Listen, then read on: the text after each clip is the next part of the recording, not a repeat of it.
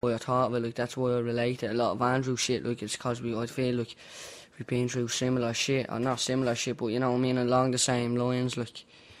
We've a tune called Behind the Mic, and it basically explains, if a couple of years ago, I was about 15 or so, I tried to commit suicide or whatever, and I was like, I felt, what happened was, I cut my wrist. When I cut my wrist and I seen the blood, I was like, you fucking dope, you.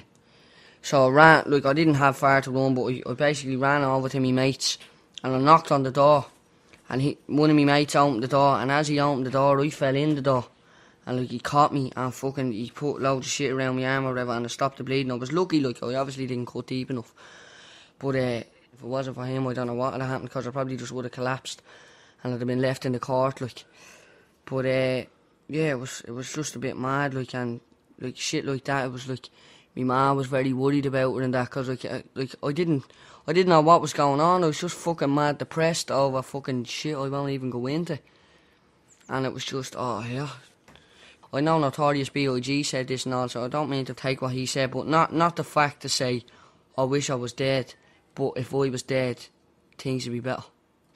That basically sums it up. Like, so when you do write about things like that, it's just kind of takes it off your chest for a while. Like, I listened to that Behind the Mic song in 20 years, and I go, fucking hell, man, do you remember that? Like, and things like that. And I think a lot of our songs will be like that. They're like that now, like. I mean, when you're writing, like as Andy said, Until I Die, he was writing it for a few years or whatever. He'd look back or whatever. Even when he's rapping it, he's probably thinking, jeez, man, this happened. Because I know when I'm rapping shit, like when I'm doing that song about my brother or any of the real personal things, it's like, fucking hell, man, this happened, like.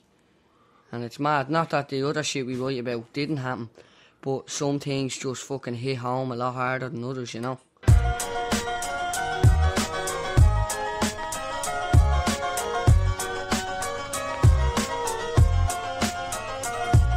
I'm just like yous behind the mic, a life filled with early mornings and late nights, drunk fights, blood, sight and madness. Behind the mic I could be filled with sadness. Come home with the ocean, big was the explosion. Never lost for words, so with lost times I'm hoping. Rhymes is all I need to get me through strife, as stupid as it seems.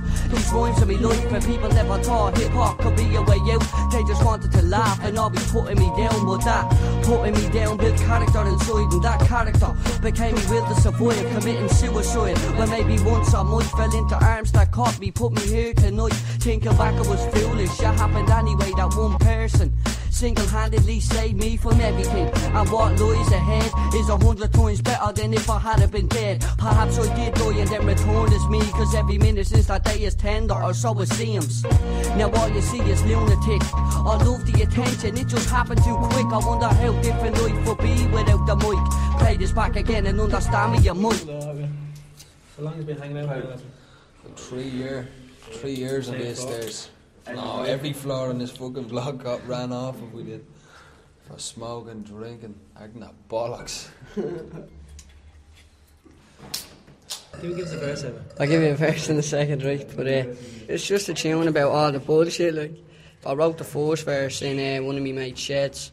I was sitting out in the shed one night with a little torch, like, and I just wrote the first verse, like, it just started coming to me, like, the first line came to me. And I wrote the whole verse out, like, in about fucking 15 minutes or something.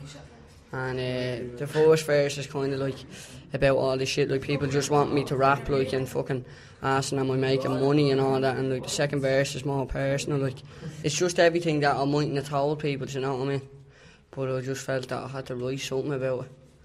So it's just like basically telling people, like, behind the mic, this is what's going on. Do you know what I mean? Like, it's about my uncle who was killed in a car crash, and it's just kind of about him, like, it kind of helped me deal with it, you know what I mean? Like, so fucking, that the second verse is mainly about him, like, and just the fact that just how my head was wrecked and all, like, after he died or whatever. But that's what the second verse is about. Motionless thoughts float round me head daily. I drift away slowly as I sip on a Baileys. Will I survive? Maybe. Oh, let me start again, right?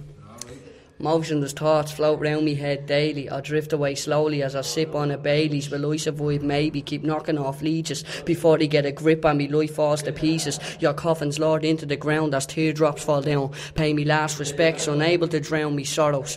Now you're gone, there's no tomorrow, cause I'm struggling through days that are now hollow. I think at time grace with your presence, you are some joker.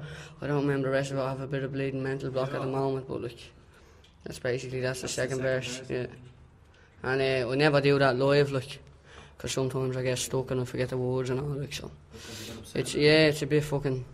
Look, I will do it live. I have a goal to do it live in the next few months, so hopefully we'll pull it together for it. Motionless thoughts float round me head daily. I drift away slowly as I sip on a Baileys. Will I survive? Maybe. Keep knocking off leeches before they get a grip on me. Life falls to pieces. Your coffin's lowered into the ground as teardrops fall down. Pay me last respects, unable to drown me sorrows. Now you're gone, there's no tomorrow, cause I'm struggling through days that are now hollow. I think at times grace with your presence makes me feel closer. Think of things we used to do, you are some joker. There's no hope for anyone if you can be taken, and I will see you again. What kills me is the waiting. I never saw something like this happening to an achiever. Every day you're gone, the scars run deeper. A never-ending hole runs right through me. While fucking Egypt on the street ask me to rap and pursue me. I haven't even got anywhere and they ask about money and ask me to spit a verse like a performing monkey. I like the raps like a knife in the back. Every minute I come closer to the second I snap.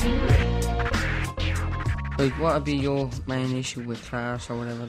My issue with class is, like, at the end of the day, one of the lads aptly pointed out that everybody's working class. I mean, anyone that works is working class, right, in a sense. But my way of looking at it is, like, people that's born into credit cards, people that's born into a wealthy family and that don't want to work, you know what I mean? That, like, want to just, like, fuck Live around off and still have their new clothes, live off their man and dad's pockets, like, and for, like, that like, you know what I mean, that adult generation, like, they'd look at the likes of Ballymun, like, as a place, for example, even Finglas, and, like, they see someone with a Nike jacket on, a pair of Air Max, oh, good Lord, stay away from that young man, you hear me, Vanessa? You know what I'm saying? That's a load of bollocks, like, because they automatically presume that, oh, jeez, he robs cars. Yeah. He does something he's not supposed to be doing. Look at him.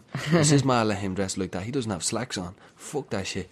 You know what I'm saying? Yeah, I think that's what I got a fucking brilliant buzz off last night at that Hillfigure gig. It was like all these upper class people, and for once they weren't looking down the nose at us. It was like, yous are marvellous. Yous are incredible. Do you write that stuff yourself? Makes a change, alright. And it was just fucking deadly, man. Like, because as Andy said, like, I mean, I don't know, like, the last few years, like, I don't know what happened. I must have got a scumbag face or something. But I just get stopped in shops and all the time. In a fucking Sentry. I was with my little brother, and I picked up a piece of apple tart, like, wrapped in plastic or whatever, and I goes to my brother, do you want a slice of cake, like? And he goes, no, I'm grand. So I put it back down. I turned around, there's this big Jonah Longmeal looking bastard touching me, searching me, and I went, get your fucking hands off me. And he was going, where's the piece of cake? But, like, things like that, like, I mean, I could tell you, I could write a book about times I've been stopped. If you were a security guard, would you stop yourself? Would I stop myself? I don't think I would, to be honest. If I was a security guard, I suppose, like, you can't say you wouldn't watch someone that's like me, you know what I mean? Like, that's just being stupid. Like, I probably would watch if someone like me, dressed like me or whatever, but that's all I do is watch, like. But if I was ever going to approach that person and falsely accuse them or whatever the case may be, I'd made sure that I seen them putting whatever into their bleeding pockets before they come running over and start patting you down and asking you to lift up this. Now, I've never been patted down by a security guard. I was grabbed by the arm, but that was about as far as it went. Like, as far as empty this and empty that go, they've been told, oh, you know what I mean? It's like, get the fucking guards down, because, like, at the end of the day, they need the good solicitor, you know what I'm saying? Have you ever robbed anything? Yeah. Oh yeah. Now, don't get me wrong, not in a while, like, well, I robbed something last night. Whopper candle it was, little Tommy Hilfiger leather case and all that. She's a beauty. Into the pocket with you.